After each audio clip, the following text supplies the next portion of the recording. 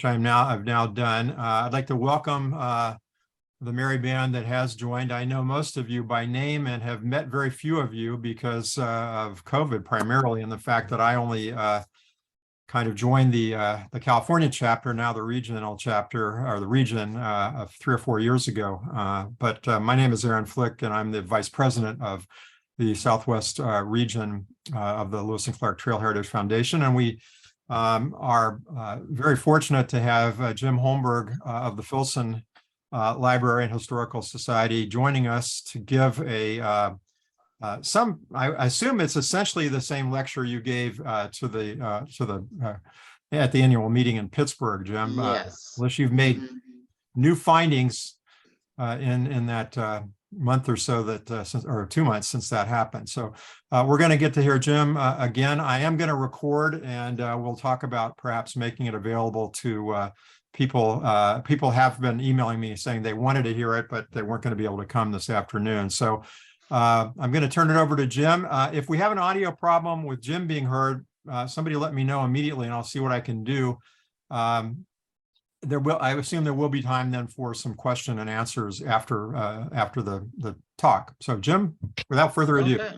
All right, Aaron. Well, thank you. And it's always a pleasure to visit with you guys out there, either on the West Coast or in the Southwest and wherever else you may be that you're tuning in from. As you mentioned, Aaron, I did update a few little things. I couldn't help myself, so I added a few more slides and things that I thought might be of interest. But this is, as the title says, Down the Ohio and into History, Lewis and Clark on the Ohio Then and Now. This was the Moulton Lecture from the annual meeting in Pittsburgh, which some of you that are listening today might have seen it then. Turned out I was not in Pittsburgh with COVID floating around. I'd been exposed and had some symptoms, and being the wiser thing was to stay put. And then I know other people had COVID coming out of the meeting. So I did this via Zoom for the annual meeting. And what they asked me to do was to really kind of promote what you can see along the Ohio River today in the way of Lewis and Clark things. The National Park Service and the foundation, of course, want to promote tourism. And so they were kind of looking at that tourism and what can people see, what can get them into the region with the trail being extended. And I think, as we all know, the Lewis and Clark National Historic Trail was extended in 2019 to go from the Cahokia, St. Louis, Wood River area down the Mississippi to the confluence with the Ohio, and then up the entire length of the Ohio to Pittsburgh. So about another 1,200 miles were added. This was something that we here in the East that refer to the trail and the expedition history as the Eastern Legacy have been working on since the 1990s. And after many attempts and kind of really lobbying and making our case, the National Park Service with a feasibility study, and then the government legislators finally made it come about, thankfully. And we hope it now stops in Pittsburgh, and really we hope that one day it'll extend further all the way to the East Coast and include other Lewis and Clark sites there. But we'll see. But it was a big win to have it come as far as Pittsburgh. So, but it might not have been Pittsburgh. If Meriwether Lewis hadn't changed his original plan, the historic trail extension might have gone through a good part of Tennessee. In a letter from Lewis to Thomas Jefferson dated April 20th, 1803, the explorer-to-be informed the president that he had written the commander of the army post at Southwest Point near Knoxville about the expedition under preparation, keeping to the ruse of going up the Mississippi rather than the Missouri, and recruits from that post that he wanted. In that same letter, Lewis informed Jefferson that he had written William Dixon in Nashville requesting that he contract in my behalf with some confidential boat builder at that place. to prepare a boat for me as soon as possible and to purchase a large, light wooden canoe. A description of these vessels was given. That letter apparently to Dixon has not survived. Don't we all wish it had, as we do with so many other Lewis and Clark and other historical documents and artifacts. More than a month later, Lewis' planned route hadn't changed. On May 29th, he wrote Jefferson that he hadn't heard from Dixon and that he had written him again about the boat and canoe. He had heard from Captain William McCrae, the commander at Southwest Point, that the pickings were slim there for such an expedition, but that Lewis would at least take men from there on a temporary basis to assist with the boat and recruit more from Massac, Kaskaskia, and Illinois, which was a planned post at Cahokia that never actually was built. But less than a week, really 2 weeks later, the planned route west had changed. Lewis now was heading to Pittsburgh rather than Southwest Point, even though recruits would come from the latter. Now, why was that? We don't really know, but we can speculate. Did Lewis hear from Dixon that a boat of the type he wanted couldn't be built there in Nashville? Had he still failed to hear from Dixon at all? Did he have an epiphany that Pittsburgh was a better port of embarkation, a better way to get his supplies coming from Philadelphia and Harper's Ferry to Pittsburgh and hence down the Ohio, rather than overland and by some rivers from Virginia, Tennessee to the Cumberland River to then get to Nashville and come on down that way to the Ohio? It's a much more roundabout route. Maybe perhaps he had thought he'd visit his mother, his family in Virginia on his way west to say a final goodbye. But whatever the reasons, Pittsburgh became his goal. And it would be the Ohio that was the way west towards the Pacific Ocean. In early June, Lewis wrote military agent William Leonard regarding having the supplies he was acquiring for the expedition transported to Pittsburgh. The powers that be, as I mentioned earlier, asked that the subject of the lecture for the Moulton lecture there in Pittsburgh at the annual meeting stress the Lewis and Clark Ohio River route and what there is today to see in the way of Lewis and Clark related sites. And of course, as a promoter and enthusiast for the Ohio River and the Eastern Legacy, I was happy to do that. But too, in looking at things, surprisingly, there are still quite a few Lewis and Clark things that you can see from their sites from Pittsburgh coming down to the Falls of the Ohio, where they rendezvoused in October of 1803. Down the Ohio and into history has a good ring to it, and certainly isn't as bulky as saying across East Tennessee, then down the Cumberland, and then down the Ohio. So let's take a look, something kind of taking a then and now float down the Ohio. And if we have time also to scoot on up the Mississippi from the confluence with the Ohio to their winter quarters at Wood River to kind of complete that extension of the Lewis and Clark National Historic Trail. We, of course, begin in Pittsburgh, the city of bridges. Meriwether Lewis here, I'm falling behind in my slides, but Meriwether Lewis, you can see, of course, so is the leader here. In Pittsburgh, he would go ahead and arrive there on July 15th. He was just short of his 29th birthday at the time. He expected a boat to be built. He had actually ordered one ahead from the maker we don't know, from the boat builder, the boatwright. Pittsburgh was a bustling frontier town with an active military post, Fort Fayette.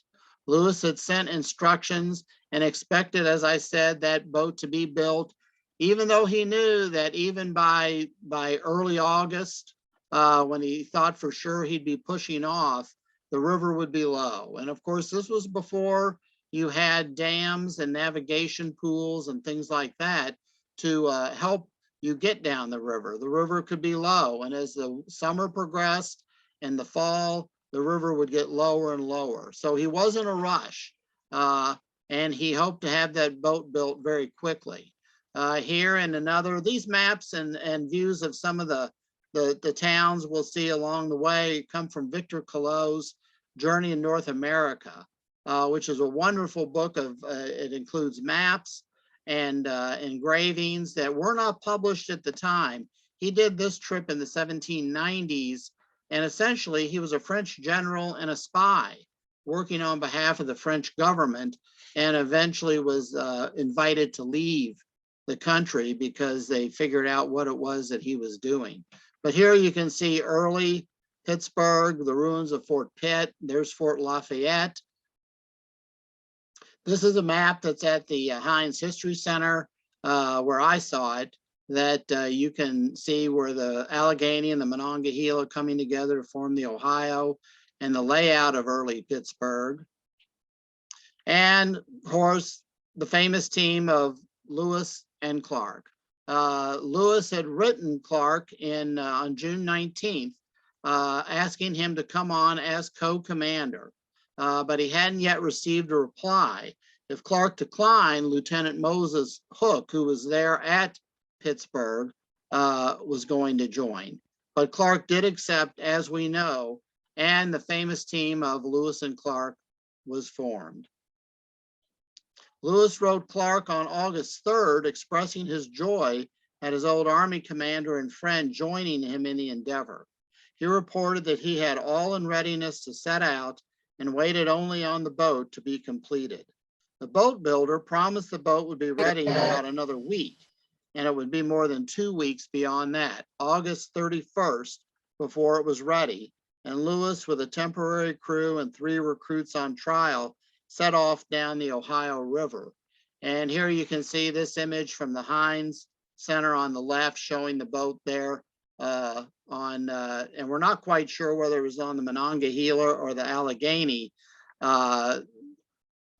Fort Fayette, Lafayette is closer to the Allegheny, and so maybe it was on that side, we just don't know. And then, of course, the Discovery Expedition of St. Charles with their replica keelboat or keeled boat or barge, however you want to think of it. I know it's still debated today exactly what the boat was, but thank goodness to Clark and his sketches, we have an idea of, again, what the boat built was with dimensions and everything else. So Clark, with his drawing skills, his map making skills, lent an awful lot to it. Today, though, there are some buildings that are still around. If you read the article in the August WPO about buildings that are still in Pittsburgh, you can see that were there then. You can still see some of them. You also can go to Point Park, which is there at the confluence at the start of the Ohio, where the Allegheny and Monongahela come together. That's lovely. There's the Fort Pitt Powder Magazine with a museum dedicated to the French and Indian War, frontier history, and the area's strategic importance. And you get a wonderful view of the Steel City. And a visit to the Heinz History Center also is certainly recommended if you go to Pittsburgh. Meriwether Lewis began a journal the day the party left Pittsburgh. He kept it until September 18th near Latart's Falls, some 230 miles downriver, some 750 miles short of the Ohio's confluence with the Mississippi. Consequently, there are huge blanks in what we know about the Ohio River portion of the journey. Some of them can be filled in using other sources and educated supposition. Many of them never will be. From what Lewis, Clark, and others recorded in their letters and journals, we do know that the Ohio River was extremely low. Lewis states that it was the lowest that had been in anyone's memory. Now, this is what the Mississippi, or not the Mississippi, but this is what the Ohio looks like just below Pittsburgh. This is what it probably looked like more in 1803, and still in the early 1900s, when this photo was taken, what it could look like.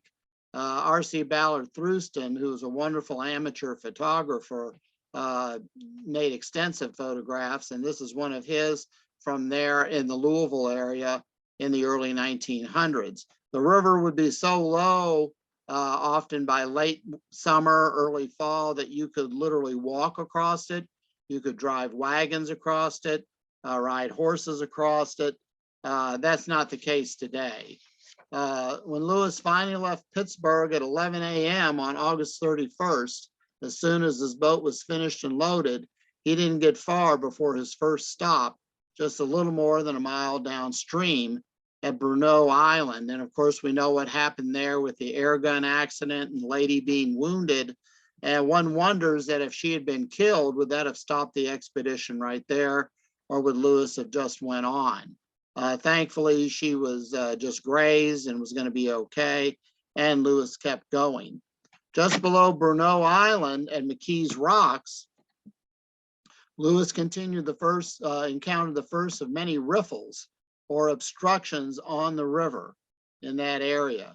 Composed of gravel, sand, and driftwood, they can sometimes stretch across the entire width of the river.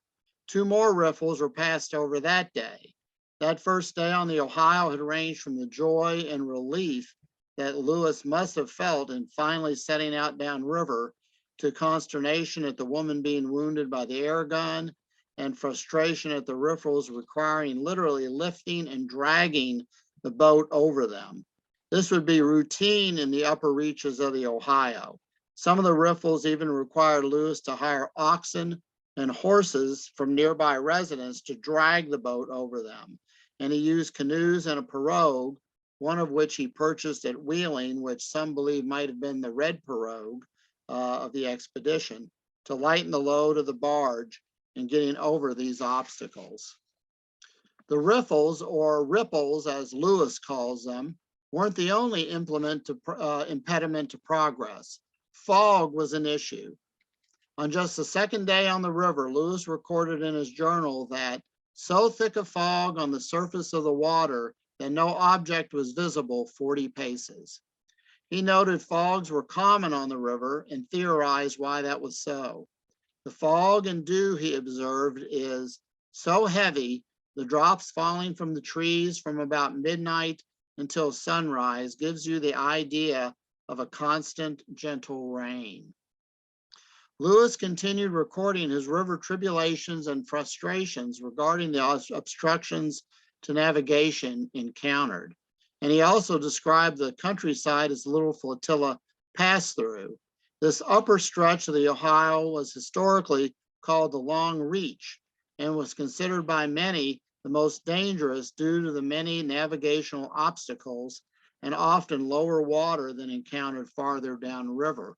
And this, again, this is out of Collot's book, and you can see the very serpentine nature of the river, the little towns along it, the channels. You'll see one closer up later that shows the channel that you should follow.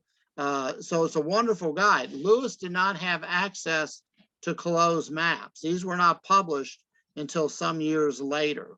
So he would have been working off of other sources, one of which we'll look at in just a little bit.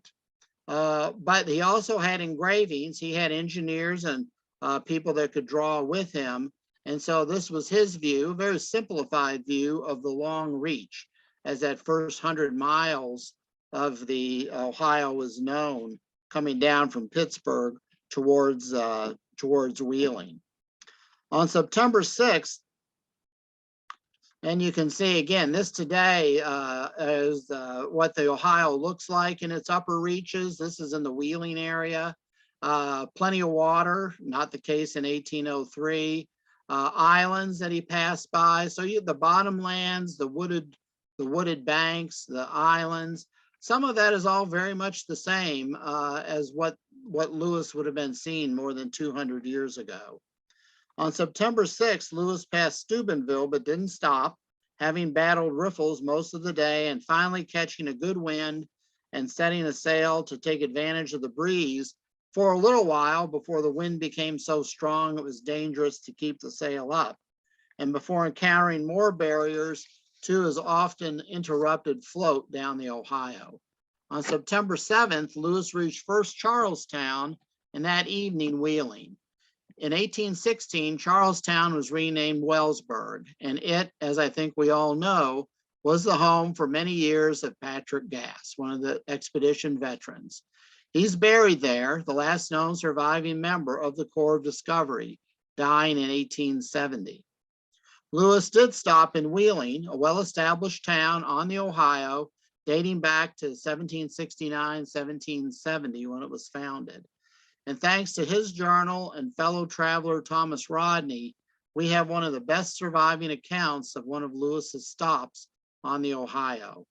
Lewis described the town as pretty considerable, with a good landing and a major embarkation point for parties heading downriver due to the water being much deeper from this point than the 100 miles upstream coming from Pittsburgh. He also mentioned meeting Rodney and others, his failed attempt to recruit Dr. William Patterson for the expedition, and his setting out again in the evening of September 9th. Thomas Rodney provided priceless information about Lewis's Wheeling stop in his journal. On the 8th, he visited what he referred to as Lewis's barge, a good clue as to the current discussion about the type of boat Lewis had built in Pittsburgh. He gave a good description of the air rifle.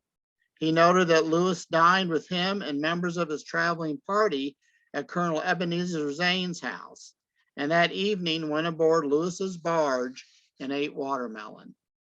Rodney's journal entry the next day continues with more information about Lewis and his mission. At that time, his goal being publicly stated as exploring the source of the Mississippi, but already being speculated that he also would explore the Missouri River country.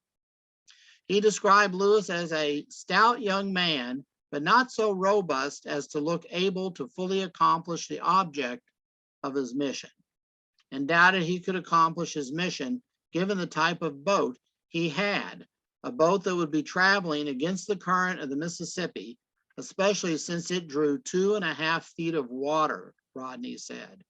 Lewis already had been delayed in Pittsburgh regarding his boat, Rodney noted, and mentioned the ill-fated portable boat, a regular topic of interest in newspaper accounts. That evening, Rodney saw Lewis off at the landing after having a drink and some watermelon on the boat. Wheeling today still has Wheeling Island, but there are no surviving Lewis sites other than it. The countryside and river, there is a historical marker Lewis's visit, noting Lewis's visit, and one can visit sites such as West Virginia's Independence Hall, relating to the Civil War when West Virginia separated from Virginia, the Capitol Theater, and the Wheeling Suspension Bridge, the first bridge to span a major river west of the Appalachians and an early bridge of that construction. What can be visited in the upper reaches of the Ohio that Lewis also visited is Grave Creek Mound. Just 12 miles below Wheeling, Lewis stopped on September 10th to examine what he called a remarkable mound of earth on the east or south side of the river. He described it and also theorized as to who the builders might have been and why they built it. In 1803, it was, according to Lewis, 310 yards in circumference at the base, 65 feet high, was cone-shaped with a blunt top some 30 feet in diameter and a concave depression of about 5 feet at its apex. A ditch some 60 feet wide surrounded the mound with an earthen ramp crossing it some 30 feet wide, apparently intended as the entrance to the fortified position. Near the summit was a white oak, 13.5 feet in circumference, that Lewis guessed to be some 300 years old, given its size. The whole mound was covered with trees of varying species and was surrounded by smaller mounds. Lewis interviewed a local resident of what today is the town of Moundsville, who reported an excavation had unearthed 2 skeletons and some brass beads. The beads were reportedly given to Charles Wilson Peele's museum in Philadelphia. The note for the mound in Gary Moulton's Journals of the Lewis and Clark Expedition states that the dimensions reported by Lewis in 1803 were essentially the same some 200 years later. It is something of a miracle that it survives. The Ohio Valley once was generously populated with mounds. Some remain, but many were leveled for various reasons, as the valley was settled by Euro-Americans. Grave Creek Mound is believed to be the largest surviving mound in the Ohio Valley. The mounds are associated with the Adena and Hopewell cultures of the indigenous peoples that inhabited the valley thousands of years ago. The Hopewell Culture National Historical Park in Ohio and the Cahokia Mound State Historic Site near Collinsville, Illinois, are two surviving groupings of these disappeared cultures. Lewis's navigational headaches continued as his party proceeded downriver. He reported regular struggles in moving the boats downriver over the seemingly endless obstructions to navigation. Here you get a better look at a section out of Callot's map as the approach to Marietta and that area of the river, where you can see the settlements, the water courses coming in, the channel, things like that. It really is a great map. Too bad Lewis didn't have it. On the evening of September 13th, he reached Marietta, and I think one of the gems of Ohio River towns. Marietta also has a large surviving Indian mound that can be visited today. It is in the very appropriately named Mound Cemetery. Lewis does not mention visiting it or give any other specifics about the town in either his journal or in a letter he wrote to Jefferson the evening of the 13th, other than to say in his journal that two of his crew got so extremely drunk he had to go find them and delayed the party's departure the next morning. There is more to do in Marietta, though, than to get drunk. Visit Mound Cemetery and the surviving Indian mound. View the graves of the largest number of Revolutionary War officers buried in one place. Parts of the Campus Martius Museum complex date back to 1803, such as the General Rufus Putnam House and the Ohio Company Land Office. You also can visit the Ohio River Museum, St. Mary's Basilica, and other sites, or simply stroll along the front street with its vintage buildings, the landing, and the town's tree-lined streets. Marietta really is a delightful Ohio River town. Lewis mentioned passing by a considerable settlement on the Virginia, now West Virginia, side of the river after leaving Marietta, but apparently didn't stop. In 1803, that was the town of Newport. In 1810, it would be renamed Parkersburg in honor of Alexander Parker. The Julia Ann Historic District, the Blennerhassett Museum of Regional History in Henderson Hall, Blennerhassett Island Historical State Park, and more can be visited. Lewis makes no mention of Blennerhassett Island or its owner, Harmon Blennerhassett. Just a year later, Aaron Burr would visit Blennerhassett, and the Irishman would become involved in the former vice president's Western scheme that led to disaster for Blennerhassett and his family. Today, you can take a stern-wheeler from Parkersburg to the island and visit a replica of the grand Blennerhassett mansion. The original was burned by a mob because of Blennerhassett's role in the Burr conspiracy, the fallout from which both Lewis and Clark would play minor roles. It's in this stretch of the river from above Marietta and below Belleville, West Virginia, that Lewis mentions two species of wildlife that could darken both the sky and the ground, or water in this case. One will darken the sky no more. The passenger pigeon once existed by the millions. It would actually, the flocks would block out the sun, darken the sky. There were millions of them. The last known passenger pigeon died in the Cincinnati Zoo in 1914, a victim of overhunting and an inability to adapt. The other you will see, but not in the numbers that Lewis describes, the squirrel. Squirrels migrated across the Ohio, whetted the explorer's appetite, and led to the first mention of his famous canine companion, Seaman, which looked, in that image, that's what Newfoundlands looked like back in the day, Lewis's day, rather than the bigger, heavier dog that has kind of evolved over the last 200 years. Lewis put his trusty dog into the river to catch squirrels for the frying pan. Lewis stopped the Eastern Journal, as it is known, on September 18th, after passing Letart's Falls, a minor obstruction then and no longer even there today, the rocks causing what really were rapids having been removed and the water level being raised by the construction of dams and the maintenance of navigation pools. Lewis doesn't record another entry until November 11th upon reaching Fort Massac on the lower Ohio. So where does that leave the historian and today's traveler wanting to retrace this gap in the Ohio River legacy of the Corps of Discovery? Despite having no journal as a guide for some 600 miles, we are not without resources. There are surviving letters, Rodney's journal, a travel guide, newspapers, educated guesses, and sometimes local tradition that help guide us. Lewis passed a number of towns along the banks of the Ohio as he proceeded downstream towards his rendezvous with Clark and his recruits at Louisville and Clarksville. Here in this stretch from Letart's Falls down past Point Pleasant at the mouth of the Great Kanawha, Gallipolis, which was a French town in Ohio, founded by French emigres fleeing the French Revolution and the reign of terror. You can see again what the Ohio looked like. This antebellum print view of Point Pleasant gives you an idea of what maybe it looked like, similar to when Lewis was there. And you have other sites that today can be visited. A replica of Fort Randolph, which was a Revolutionary War era fort built by the Americans to guard against Indian attack and as a post on the frontier. On the left is the grave memorial to Shawnee Chief Cornstalk, who was murdered there at Fort Randolph in 1777.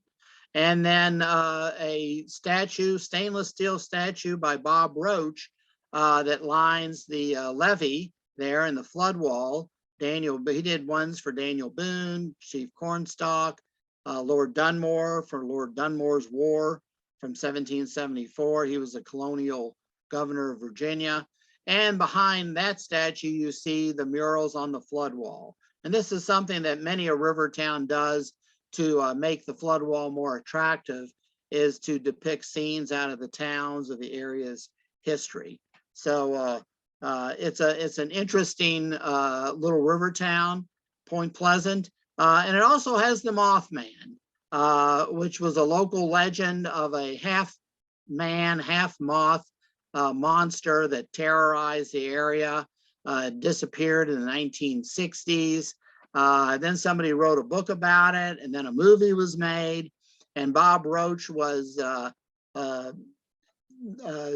enlisted, I'll say, to make a stainless steel statue of the Mothman that you can see there in Point Pleasant today. There's actually an annual Mothman festival every September there in Point Pleasant that draws people from all over. So Point Pleasant is an interesting spot as well. I mentioned earlier that Lewis did not have access to Collot's maps and drawings, but what he did have access to was Zadoc Kramer's The Navigator. This was the AAA triptych of the day. If you were going down the Ohio River and later on the Mississippi, you wanted this with you to consult. This is the 1808 edition. Kramer started publishing this in 1801. So Lewis had access to copies of the Navigator, and I just feel for sure that he must have had one with him, even though it's not mentioned. But here you can see the maps, the accompanying descriptions of the terrain, the channels, the towns that you'd be visiting. So this would have been very, very helpful to Lewis in going down the river. Now, here's where supposition comes in. Did he visit the little town of Augusta, Kentucky? It was there in 1803. Some of the town is still very quaint. It has a lot of tourism. If you remember the 1970s miniseries Centennial from James Michener's book by that same name, it was used as Frontier St. Louis there with its towns and its streets lined with these antebellum homes. Hollywood actor George Clooney, the Clooneys, they live there. He went to high school there. They still live there part of the time. They maintain a residence. Famous singer and actress Rosemary Clooney, George's aunt, has a museum dedicated to her that you can visit. It shares space with one for town native Heather French Henry, the only Kentuckian to claim the title of Miss America. Baker Bird Winery, and now also a distillery, was one of the oldest commercial wineries in the state, dating back to the early 1800s. And before Prohibition shut it down, it and other wineries operations in Kentucky. Kentucky was one of the largest, if not largest, producers of wine in the country before Prohibition. And if you want to experience what many had to do historically, and still do for some stretches of the river today, you can take the ferry across the river to Ohio. And as you might see, that's an awful dark sky there beyond the wooded hills of Ohio. The day that my wife Ruthie and I were there, a summer thunderstorm rolled in, and that sky looks pretty scary. And don't you wish that Lewis wished he could have hopped on a boat like the American Queen and taken it downriver instead of battling the low river with the boat and his party. So, and this is an example too of how tourism, this is a good tourism tool on the river, and one that Lewis and Clark tourism could probably take advantage of with the American Cruise Line and others and things like that. The towns up and down the river are becoming much more aware of that Lewis and Clark connection that they can try to promote. It's possible that Lewis stopped at Maysville, Kentucky, formerly known as Limestone for Limestone Creek. It was a major port on the river and entry point for settlers. Tradition has it that this is where John Coulter joined the expedition. I don't think that's quite the case. Lewis stated that he had 3 men on trial when he left Pittsburgh. When he writes Clark on September 28th from Cincinnati, he reports that he has 2 men on trial. Somewhere along the way, one decided to drop out or was dismissed. It's most likely that the 2 mentioned were George Shannon, as commonly agreed, but I think George Gibson was the second. Not only were there Gibson families living in the Pittsburgh area and in the sprawling Indiana territory, but his post-expedition statement that he was from Mercer County, just north of Pittsburgh, seems to make him the most likely candidate as that other recruit coming down the river with Lewis. Also, and this might be coincidence, but when the 9 recruits were enlisted at the Falls of the Ohio, that Clark christened the 9 young men from Kentucky, which actually not all of them were from Kentucky, but that's what he said. George Shannon and George Gibson were enlisted on the same day, October 19th. So perhaps coincidence, or perhaps they already had that connection. Why Lewis never recorded their names when he lists others coming and going is one of those unanswered questions that remain to be answered to this day. Maysville and the nearby town of Washington provide a visitor with a number of opportunities to visit historical sites, walk streets lined with historical buildings, and visit museums. And as you can see from this sign, it might be an error, but we put it up because that's what the prevailing belief was, and perhaps still is that it was in Maysville that John Coulter joined the expedition. This is a whole series. You'll see more later on that the Kentucky Lewis and Clark Bicentennial Commission did during the bicentennial some 20 years ago, all across Kentucky, from the Mississippi to the Cumberland Gap, to commemorate the Lewis and Clark expedition and the bicentennial. From letters written to Clark and Jefferson from Cincinnati, we know that Lewis arrived in that thriving river town on September 28th. And here again, you can see the Colo map from Cincinnati down to Big Bone Lick. He spent about a week in Cincinnati. Why so long is something of a mystery. Certainly a rest for himself and crew was part of the reason, but he sent the boats ahead to Big Bone Lick, some 50 miles downriver on October 1st. Lewis didn't travel by horseback to the lick until at least October 4th, a distance by land of 17 miles. Lewis did gather information about the fossils excavated from the lick, this being a major interest of Jefferson's, and viewed specimens there in Cincinnati. He also visited friends from his time there in the 1790s at the conclusion of the Northwest Territory Indian Wars. One of those friends was James Findlay, who accompanied him to Big Bone Lick and to whom Lewis wrote about the expedition. Those letters survive in the Torrance collection at the Cincinnati Historical Society Library at the Cincinnati Museum Center. The center, the Cincinnati Art Museum, Mount Adams sites, Findlay Market, all are places to visit for today's traveler. Lewis's watermelon eating companion from Wheeling, Natchez-bound Thomas Rodney, had been making his way downriver and arrived in Cincinnati on October 7th. After touring the town and providing many details that Lewis might have, had he maintained his journal, Rodney proceeded on to Big Bone Lick, also being interested in the fossils of mammoths and mastodons and other prehistoric creatures whose remains had been preserved in the briny muck.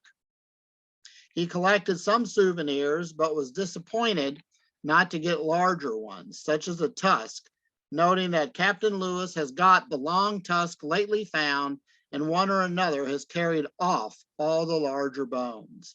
Those bones never made it to Jefferson, the intended recipient. They got stranded at the Natchez Landing and eventually sank or were otherwise destroyed or carried off. However, Jefferson did eventually get a major cache of bones, fossils, from Clark, who went there in 1807, September of 1807, at Jefferson's request to get those. The largest collection from that dig are actually in the National Museum in Paris, where Jefferson sent them to some of his scientist friends. The American Philosophical, the Academy of Natural History there in Philadelphia, and Monticello have other samples. On October 14th, Lewis reached Louisville and his long delayed rendezvous with his friend and former Army commander, William Clark. Lewis's initial estimate for his arrival was early August. Time was of the essence in continuing down the Ohio, but the party stayed at the falls, Louisville, at the head of the falls, and at the foot of the falls, Clarksville, across the river in Indiana, for almost 2 weeks. Why the delay? What might Lewis and Clark and recruits been doing? Surviving documentary evidence and educated supposition fills in some of the gaps. Thanks to a report published in the November 1, 1803 Kentucky Gazette out of Lexington, picked up from a Louisville paper, the Farmer's Library, that apparently hasn't survived. The report out of Louisville, dated October 15th, announced that Lewis arrived there the day before. We then turned to fellow Ohio River traveler Thomas Rodney. Thanks to his journal and letters to his son, we know that he arrived at Louisville on October 15th and recorded that Lewis's boat had passed through the falls, really rapids, just before he arrived. Visiting was a social way of life then, as it can be now, and Lewis and Clark were no exceptions. Knowing that Lewis's dining and watermelon eating companion from Wheeling also had arrived in Louisville, the captains visited Rodney on his boat at the Louisville landing on the evening of October 17th and took a glass of wine with us and bid us adieu. Rodney then added, "They do not go off until next week." So delay was already known. Rodney was leaving the next day, but the explorers expected to overtake him since he had a better boat and will be strong-handed. As it turned out, they didn't. And that was Rodney's last encounter with the Corps of Discovery. The party remained at the falls until October 26th, another 9 days. Now, why? They were in a hurry. Clark had been waiting for weeks for Lewis to arrive. He had 7 men recruited for the journey. He was no dawdler. The season was getting late for hoping to get up the Missouri 100 miles or more before establishing a winter camp. It can logically be assumed that more supplies were required. Goodbyes were said by the men. Clark and Lewis most likely visited with Jonathan at his Trough Spring estate near Louisville, which was Williams' base of operations upon the expedition's return and until Jonathan's death in 1811. It was where he sent expedition artifacts and papers from Fort Mandan. They most likely visited William and Lucy Clark Cron at Locust Grove near Louisville. Survives today as a historic home and is a wonderful place to visit. William wrote his brother-in-law from Fort Mandan, as he did Jonathan. They were there for a homecoming celebration on November 8th, 1806, and they most likely visited with others in and around Louisville. 6 of the 9 young men from Kentucky were officially enlisted during that time period in October. Charles Floyd and Joseph and Reuben Field already had been enlisted on August 1st. Clark wanted to assure them going, signing them up 2.5 months before Lewis reached the falls. They established a base camp at or near the Clark farm on the east side of Clarksville at the foot of the falls. The Floyd Ferry, operated by Charles Floyd's father Robert and his brother Davis, ran from the mouth of Mill Creek near the Clark farm across the river to Louisville's lower landing. The boats had gone through the falls on October 15th. Did something happen to one of them? The barge perhaps get damaged. The falls presented a dangerous passage. Rodney's account of passing through them on October 18th is rather harrowing. We don't know and probably never will. The men would be gathering for the departure at the base camp. Perhaps John Shields was downriver at West Point saying goodbye to his wife and daughter and was picked up there. The planned day of departure might have been October 24th. Jonathan Clark recorded being at Captain Clark's that day and then spent the night. He was then back in Louisville and returned to Point of Rocks, today's Clark's Point, on the 26th. When the explorers pushed off, he went with them to his son-in-law's farm a few miles below the falls. And here, these are 1922 photographs from the falls of the Ohio. And you can see again, in low water, you're not getting boats of any kind of size through there. Many a time navigation was just stopped. You had to be very careful. The aerial view you see there to the left, the Indiana, along the Indiana bank, that's the Indian or the Indiana chute. And then the middle chute was there kind of in the middle.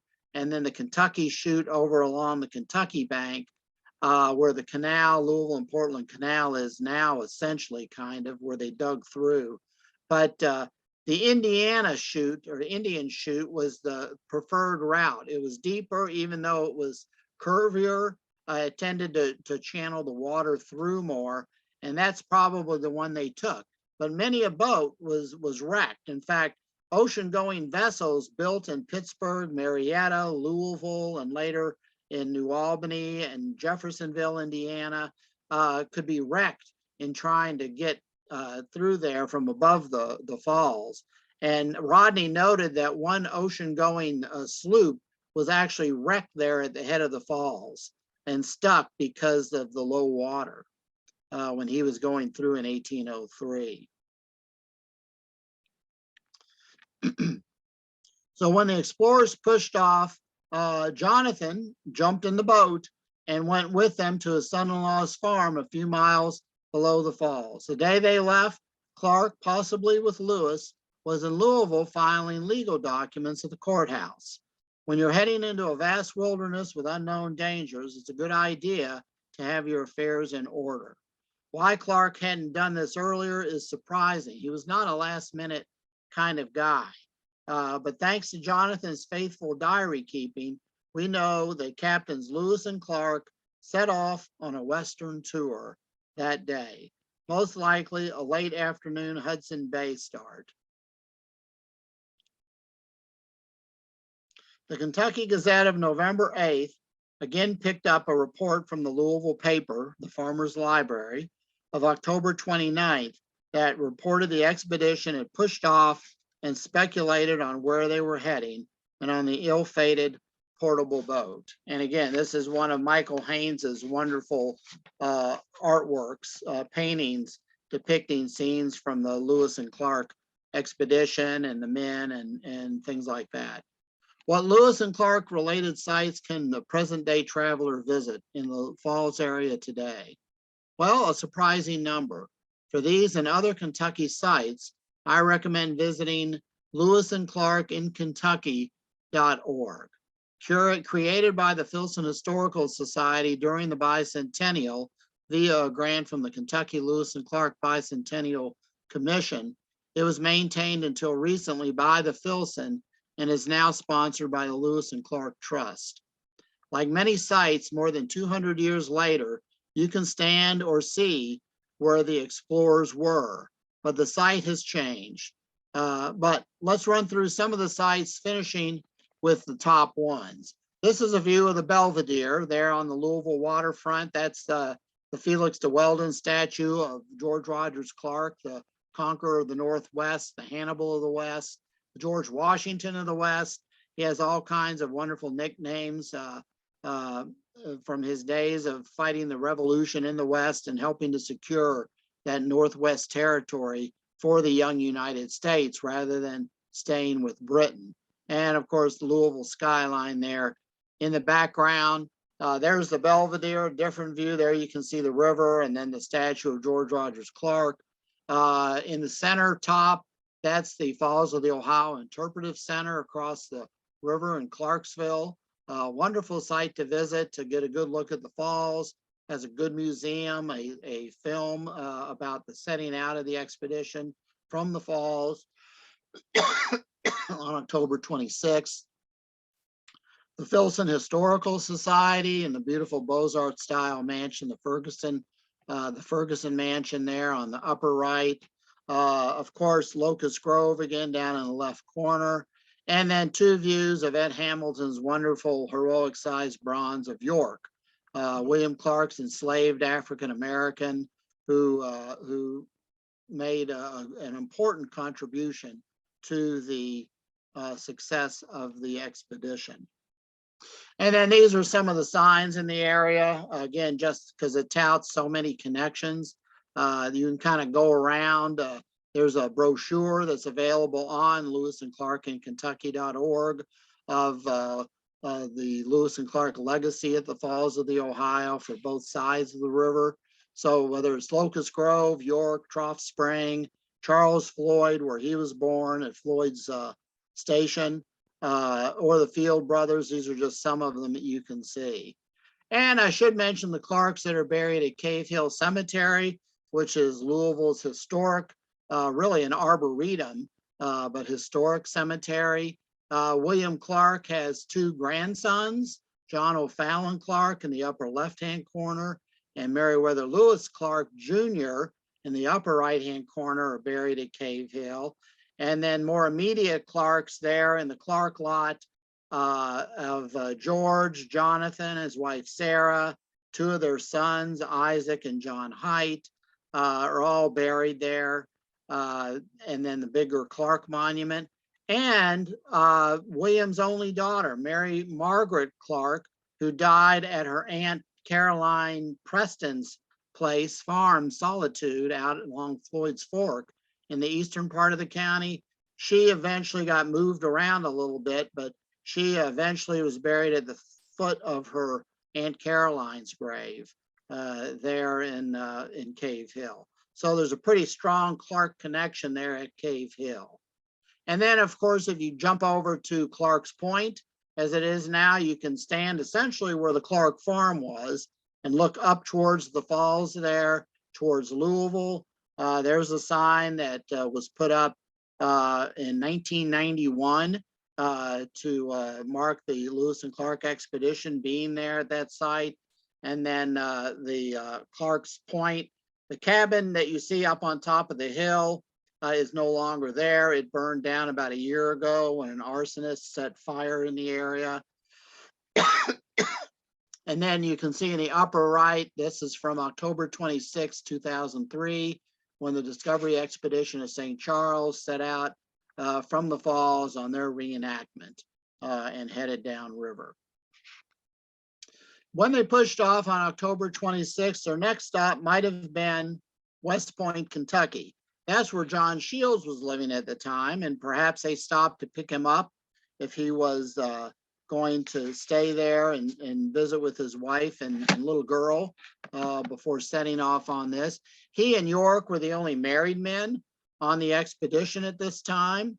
Of course, later on, Charbonneau would join with his wife Sakakawea up at Fort Mandan. But you can see, again, some of these sites. And then to stick with Shields just a little bit, these are a couple that I decided to go ahead and include, is across the river from West Point in Hardin County is Harrison County, Indiana, the Corydon area, and the Little Flock Baptist Church Cemetery might be where John Shields is buried.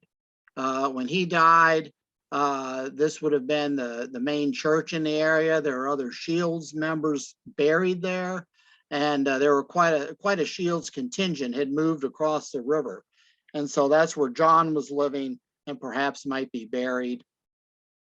Go farther north, and this is just west of Indianapolis, actually, but we should include it. William Bratton's final resting place is Waynetown, Indiana. He eventually settled there after having many an adventure and was a leader in the town. And that's his grave there, this little cemetery at a crossroads there in Waynetown near Crawfordsville, Indiana. So now is the lower Ohio, and the water was higher. You can see that from, if you notice in Jonathan's diary, it had been raining a bit. And of course, as more tributaries come in, the water was getting a little higher, but it was still slow going as they made their way downriver. They would have gone by what would be Owensboro or Yellow Banks at the time, which is a thriving river town now. You can see the Owensboro Museum of Fine Arts. There's the Bluegrass Hall of Fame. There's a number of things that you can see in Owensboro. Henderson, Kentucky. The John J. Audubon Museum is there with wonderful Audubon artwork. There's a bronze of him there sitting there. He moved down from Louisville to Henderson in the early 1800s. A lot of mid-turn of the century buildings there to see. And Vincennes, Indiana on the Wabash. It's more noted for George Rogers Clark and his Revolutionary War successes, but we know that Lewis and Clark passed through Vincennes in late October of 1806 on their way from St. Louis back to the falls and arriving in Louisville on November 5th. In addition to the George Rogers Clark National Historical Park, which this Greek-like temple is part of, there's also Grouseland, which is the home of William Henry Harrison, who was territorial governor of Indiana Territory at the time. The house was being built in 1806. We don't know that Lewis and Clark were there. They might have been, but it's a beautiful site and a wonderful building to visit too. So Vincennes is also, if we're going to lump in other regional tourism areas, Vincennes is worth diverting a little bit to the north away from the Ohio River to visit it. Going further downriver in Illinois is Old Shawnee Town. This was a major administrative area for the government, or city or town, I should say, for the government in the early days of the Northwest Territory, as that settlement kind of kept moving down the river. The town was essentially wiped out by the 1937 flood. today is essentially a ghost town, but one of the historic buildings that is still there is the old bank that was built in 1839 and into 1840. A little farther downriver in Hardin County, Illinois, is Cave-In Rock. And this is what it looked like in 1938 when our photographer friend R.C. Ballard Thruston passed by. This is what it looks like today. Well, when I took this picture, maybe 10 years ago or so, maybe a little longer, a little shorter than that. But you can see this was used in the movie How the West Was Won. And an archaeologist told me that when the movie folks got in there, they wanted to clean it up, and that they proceeded to bulldoze out about 10,000 years of human habitation to clean up the place for the movie shoot. I assume he knows what he's talking about, but that is all part of Cave-In Rock State Park. And then we get to Paducah. Paducah is another wonderful river town. It's kind of my home away from home during the Lewis and Clark Bicentennial, when I would go down there for programs. And again, another Lewis and Clark in Kentucky. William Clark founded this town in 1827. There wasn't anything there at the mouth of the Tennessee and the Ohio at the time. Everything west of the Tennessee River was actually still Chickasaw Indian land. So he didn't, but today you can visit the William Clark Market House Museum, the National Quilt Museum. Out front of the National Quilt Museum is George Lundine's On the Trail of Discovery sculpture about Lewis and Clark and showing Native Americans and of course seamen. Like other towns like Point Pleasant and others we'll see, Paducah's flood wall has scenes of their history.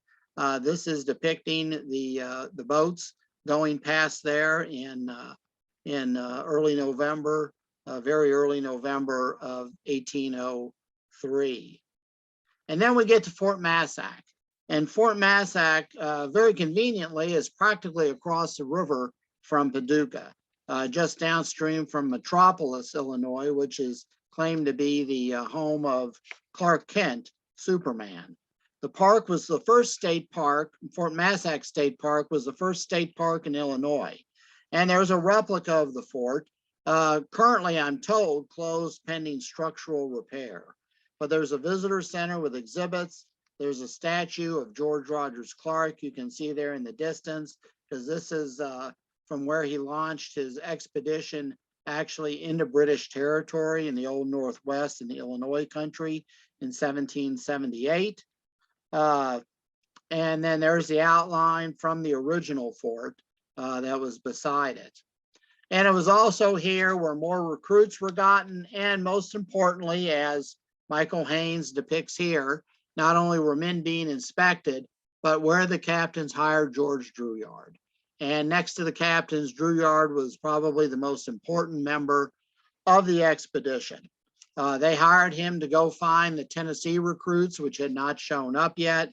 This he did, and took them up to Wood River, where the winter camp had been established. In October, there is a Fort Massac encampment devoted to the Native American, French, British, and American frontier presence in the area. This, of course, is where Lewis and Clark, again, met George Drouillard and hired him. The Corps left Massac on November 13th. It didn't stay long, at 4 o'clock, that typical Hudson Bay departure. On November 14th, the Corps reached the confluence of the Ohio and Mississippi rivers. Again, this is a Colo map. Here they remained until November 20th, taking observations, visiting settlements on the Mississippi's west bank, Euro-American and indigenous, and visiting the ruins of Fort Jefferson that William's brother George had established as an American outpost on the Mississippi in 1780.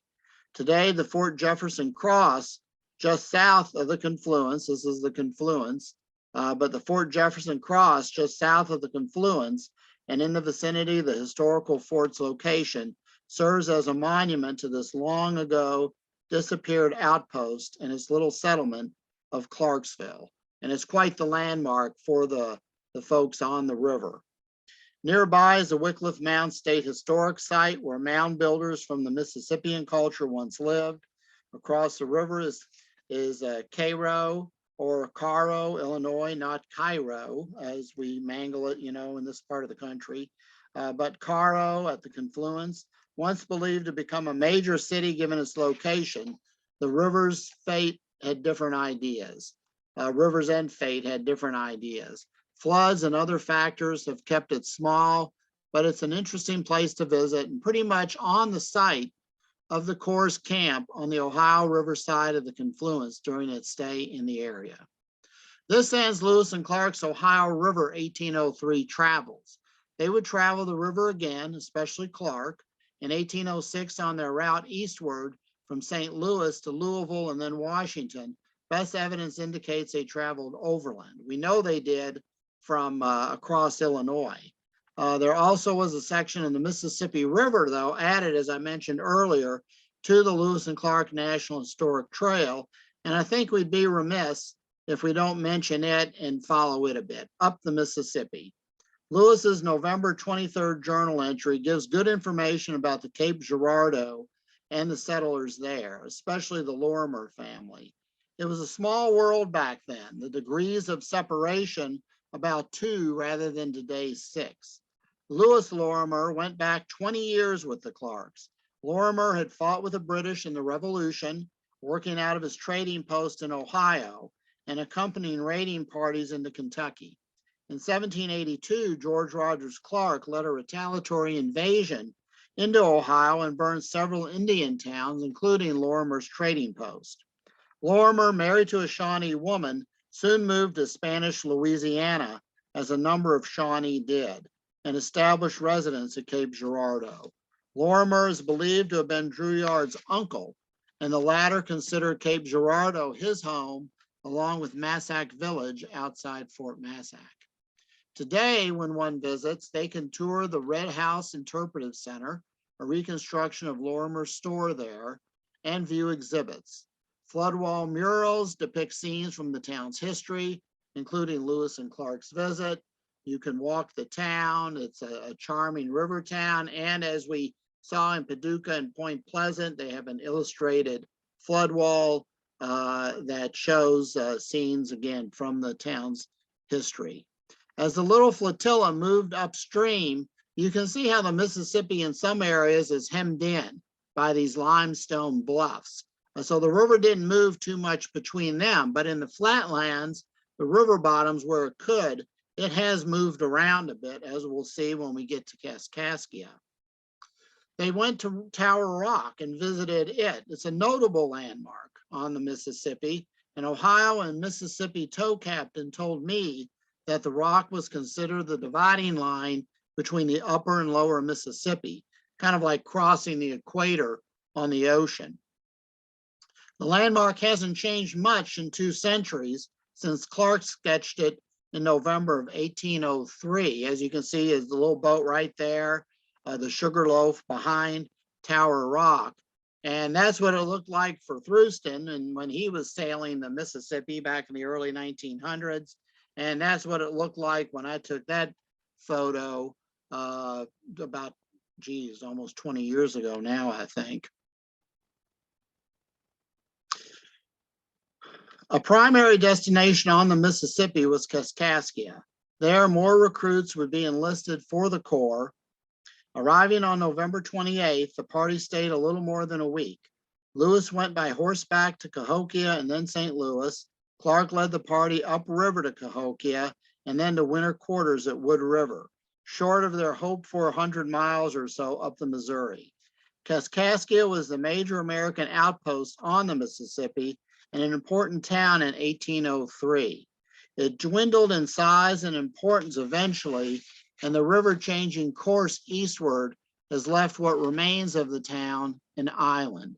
Fort Kaskaskia State Park on the mainland can be visited, and some surviving earthworks and an old cemetery viewed. The Pierre Menard House just south of the area, is a beautiful state site, and dates from the early 1800s. It's possible that Lewis and or Clark visited the house. They both certainly knew Pierre Menard, but there's no documentation that we can actually put them there. On the island, which is now you have to reach from Missouri rather than Illinois, but is still in Illinois, is the Liberty Bell of the West. This is a bell given to the Catholic Church of the Illinois country by King Louis XV in 1741, and reportedly rung by the residents of Kaskaskia in celebration after George Rogers Clark's Illinois Regiment captured the town on July 4th, 1778. Two places are mentioned in this stretch of the Mississippi, but the Corps didn't stop at them. You can today, and they make for interesting visits. St. Genevieve, just a little upstream on the Missouri side of the river and somewhat frozen in time, is a very interesting little town. Lewis and Clark didn't stop, but you can. Many of the French-style post and sill houses remain, dating back to the pioneer area. It is a delightful little Mississippi River town. On the Illinois side of the river, a little farther upstream, is Fort de Chartres, State Historic Site. It was a major French outpost for the region dating back to 1720. The stone fort was built in 1753.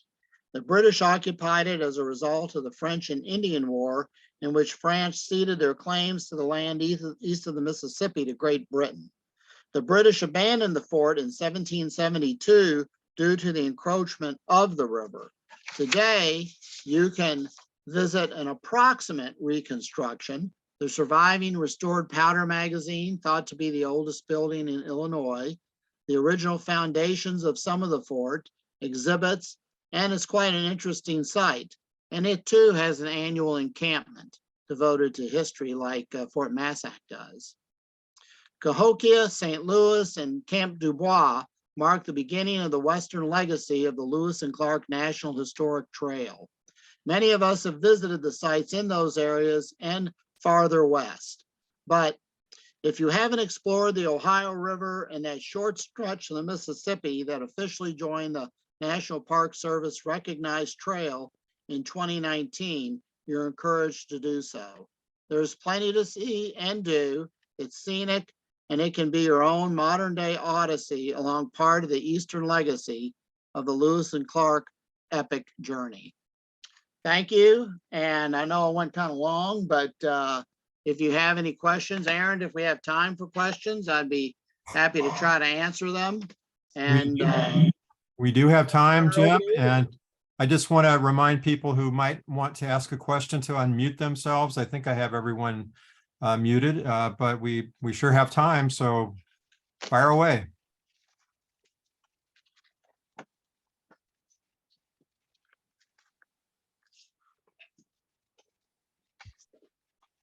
People are allowing everything to sink in a bit. Either that or I bored them stiff, so I don't know. They might be all sleeping. James, this is Bob Case, Hi, Concord, Bob. California. What date did they actually get into Camp Wood? Camp Wood, they got in, I'm trying to remember, you would ask that, and I think it was December, I'm going to say 16th, but then I might be high on that, but it was about mid-December that they got in and settled, and Clark led them in. The 13th also sticks in my mind. So, but it was mid-December that they arrived at Wood River and started establishing their winter camp. Now it was, and this is, you know, again, how history goes, but thanks to William Clark's letter to his brother Jonathan, written in mid-December, he says that it was at Kaskaskia that they finally admitted to everybody that they weren't going up the Mississippi, that they were going to go up the Missouri, and that the Spanish immediately responded, you aren't going up the Missouri until the territory is officially turned over to the United States. And so their plan to try to get up the Missouri a ways right away was, as they would sometimes say back in the day, knocked in the head. And so that's why they end up actually at Wood River, opposite the mouth of the Missouri, instead of trying to get up it. And it probably worked out for the best. They had better resources there. Lewis spent a good bit of the time in Cahokia and St. Louis, gathering more information, meeting people that would help them later on. So it probably worked out for the best. As a better training area, things like that. Thank you. Other questions? Yeah, I have a question. Can you hear me? Barely. Can you hear me now? Yeah, better. Okay, I'm talking into my little speaker. As I recollect at the beginning of the trip, they mentioned a pilot on board when at Pittsburgh. Yeah, I lost you there, but I did hear pilot, and yes, they had pilots along. Lewis doesn't mention a whole lot of names of people. He'll give some numbers and occasionally a name, but there were temporary soldiers out of Fort Pitt that were with him, coming down the river to help work the boats. When they get to the falls, they had to have a pilot, a local pilot, which may have been James Patton, who was Nathaniel Hale Pryor's former father-in-law. He had married Patton's daughter, who had died before the expedition set out. And so Patton might have actually been the pilot that took the boats through the falls. And then there was a pilot, again, another temporary crew that went from the falls on down the river. These are because they weren't keeping journals, and we just don't have the information. Some of the records that would help document the expedition were burned when the British burned Washington in the War of 1812. So there are gaps, and we probably will never know, because believe us, lots of people have been looking, and even though things do still turn up occasionally that have escaped attention, or still come to light out of a basement or an attic or somewhere, we still can fill in bits and pieces, but we may never have the answers to some of these things. But yes, it wasn't Lewis who was guiding the boat down river necessarily. It was they were river pilots and people that knew how to work those boats. Other thing I point out is that the barge had 2 masts at that time, and then they retrofitted it to empty block. Well, and John, I heard that, and I kind of wondered a little bit about that. You know a lot more about the boats than I do. And it was initially 2 masts, and then at some point it just became 1 mast. Did they do that at Wood River, or was that when they were all going on up the Missouri? My understanding and my research suggests that it was retrofitted. I couldn't catch what you said. At Wood River, I believe. Oh, at Wood River. Okay. Well, that's when Clark made a number of retrofits. He added the lockers and things like that. And, he had a lot of river experience from days in the Army. When he made 2 trips, we believe. We know he did 1, and we think 2 trips on flatboats to New Orleans, pre-expedition. So he was a veteran riverman, and probably in taking that boat down the Ohio and then up the Mississippi, figured out that, okay, some changes needed to be made. I have a simple question. It's kind of nuts and bolts, but Lewis went back and forth to St. Louis. I'm assuming that he used one of their pirogues or something like that. And did anybody accompany him? My understanding, that's a good question. My understanding is that he was mostly by himself. There were couriers going back and forth, and what they might be doing is coming down from Wood River. They had canoes they could use. I'm not sure they would have been using, and John, you might know better than me. I'm not sure they would have been using something as large as a pirogue just to go down back and forth from Wood River to St. Louis. They either did it by horseback going down to Cahokia and then taking probably a ferry across the river or something, and then or taking canoes or something like that back and forth. I know Charles Floyd was used as a courier. George Drouillard gets mentioned sometimes. So there would have been different men doing that kind of duty. Lewis did come up to Wood River some, but he spent most of the time in Cahokia or St. Louis, whereas Clark was in Wood River for most of the winter, and then he would periodically go down to Cahokia, St. Louis, and of course he's there for the official turnover of Upper Louisiana to the United States, and that ceremony. If there was in fact a ferry from Cahokia to St. Louis, that answers a lot of my curiosity. Well, and I would think, and I've certainly have, learned a lot about St. Louis's early history, but I would sure think, and maybe John or somebody knows, I would sure think there would have been some kind of ferry operating across the river, unless you just had to kind of do it on your own. Not easy. I would agree with you that there would have been ferries going back and forth all the time. If you look at all the ferry points in the Ohio. Mm-hmm. Yeah, I would certainly think that so, because there was enough traffic that one would have been supported. And, there may even be something in the early Illinois records about establishing a ferry, because you had to do it legally, ideally. There were several ferries operating at the Falls of the Ohio, for example. You had the Floyd's ferry there from Clarksville to the lower landing. William Cron, William's brother-in-law, actually operated a ferry basically by 6 Mile Island, so 6 miles upriver from the falls. Then you had another ferry that was operating where Jeffersonville would be founded in the early 1800s, right across from Louisville at the head of the falls. So yeah, you needed, people going back and forth. You had to have something like that. Well, they mentioned letters that Lewis had sent, either communicated directly to, not directly, but via some kind of mail carriage system to Jefferson when he was at St. Louis, right? I mean, it would seem that there might have been even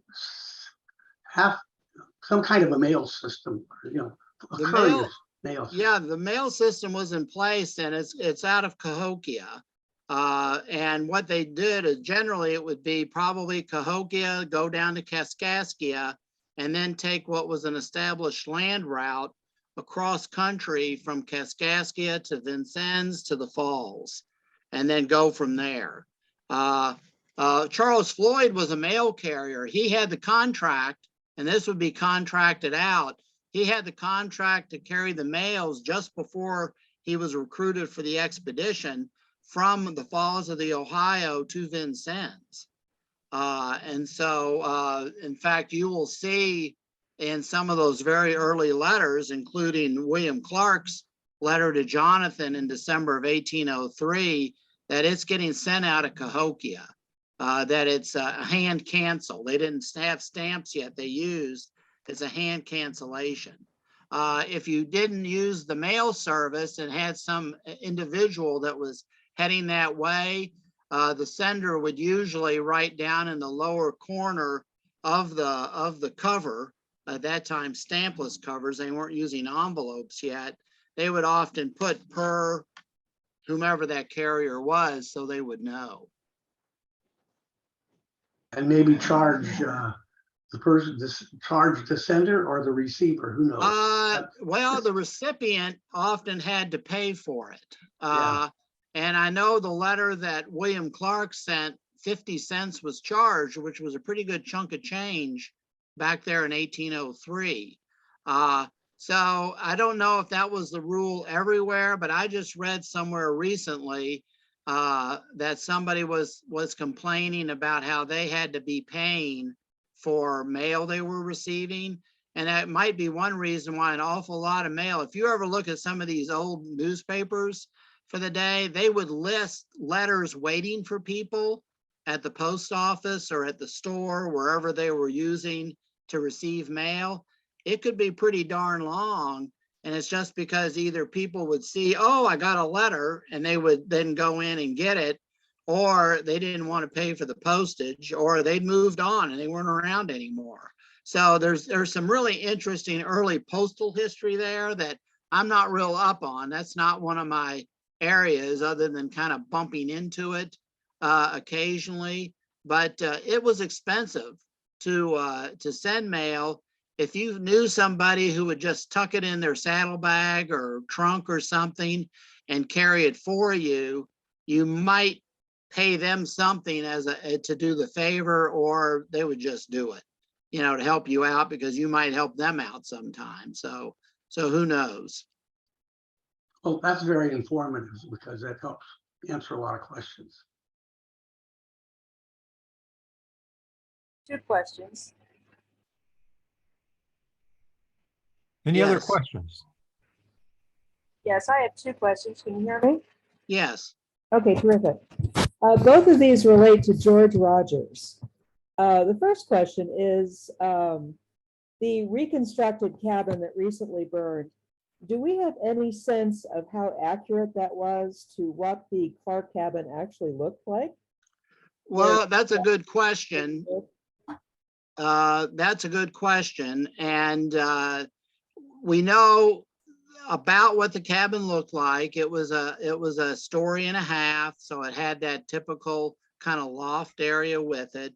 It was basically 2 rooms at first. There were improvements being made on it at the time that George fell in the fire and burned his leg and had it amputated in 1809, and then moved over to Locust Grove with his sister, Lucy Cron, and brother-in-law William. That cabin came from up in Indiana. It dated from about the 1840s, is what I was told by the park manager when they did that more than 20 years ago.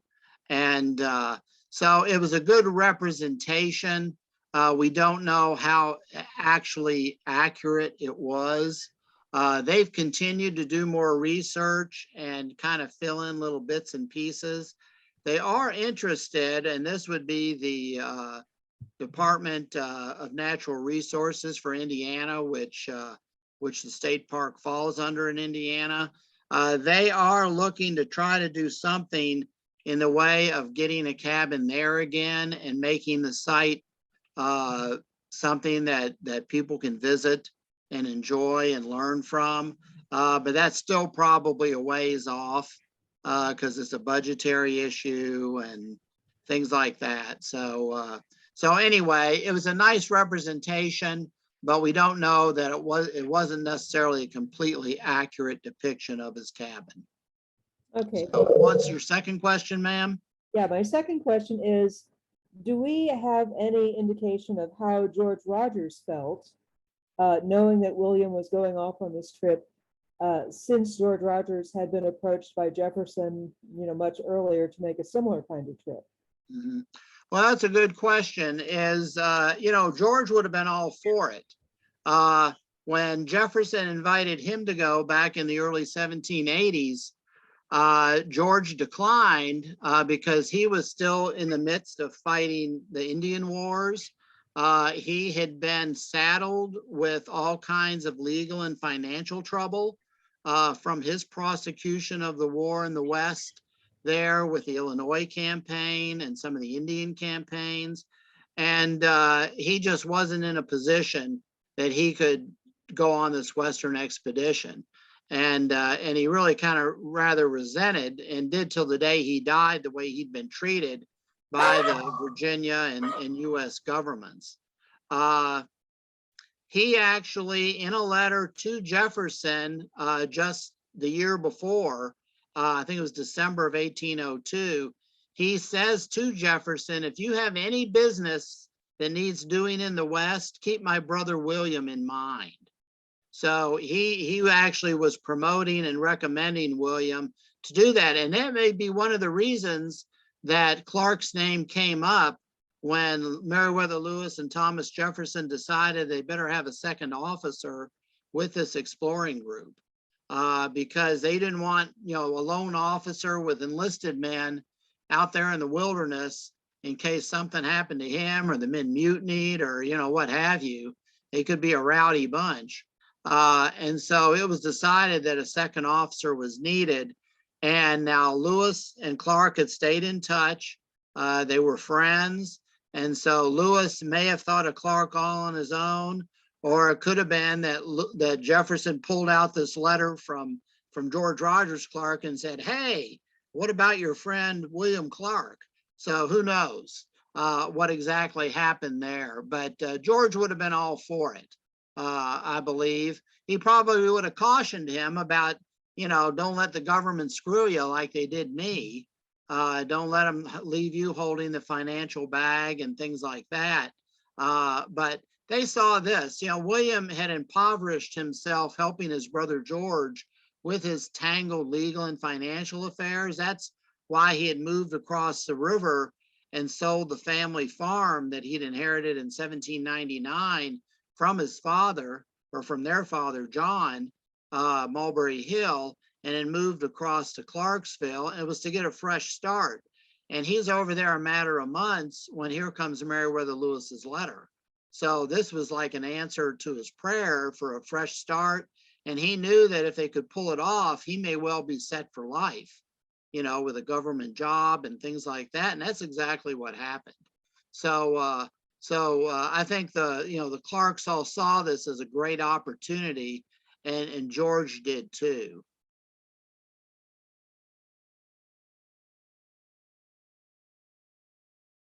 Well, Jim, let me just, on behalf of our region, our Southwest region, thank you so much for delivering your lecture a second time. And we've now immortalized it by recording it. I will probably promptly lose it in the depths of my computer, but hopefully I can find it again. And we'll see about hopefully being able to make it available to the people who wanted to hear it and weren't able to be here today. So thanks again. We'll hope to have you back again before too terribly much longer. Okay, my pleasure. All right, goodbye to everybody. Thank you very much. Thanks so much. All right, We'll you're meet again. welcome. All righty, bye-bye. Bye. Bye. Thank you.